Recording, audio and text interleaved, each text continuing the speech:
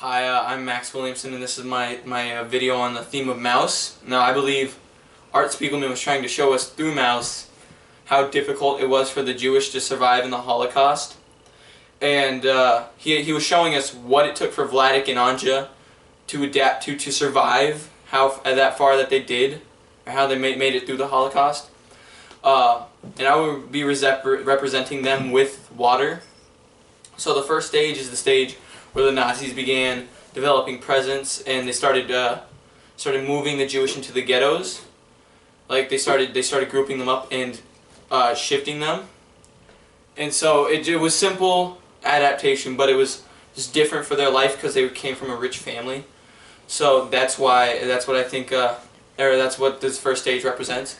Then I move the water into the measuring cup because this represents the second stage of the Holocaust, where the Jewish were starting to be taken out of the ghettos, like the elderly and the sick were starting to be moved into concentration camps. And so this is how Vladik and Anja still didn't have to do much to survive, but they had to change some. And then my third stage is when all of the Jewish in all the ghettos were starting to be cleared out and moved into concentration camps.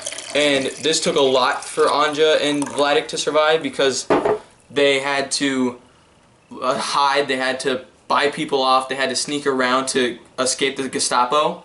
And they survived for a year or so just hiding from the Gestapo until one day Vladik decided to try and escape. And this is what me adding the Mio to the water is.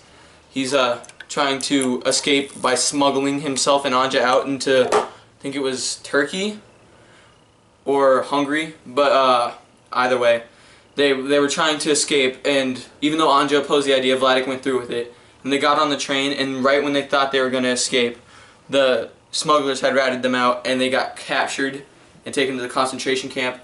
So inevitably, even though they tried to escape, they got caught. And this is my video on Mouse.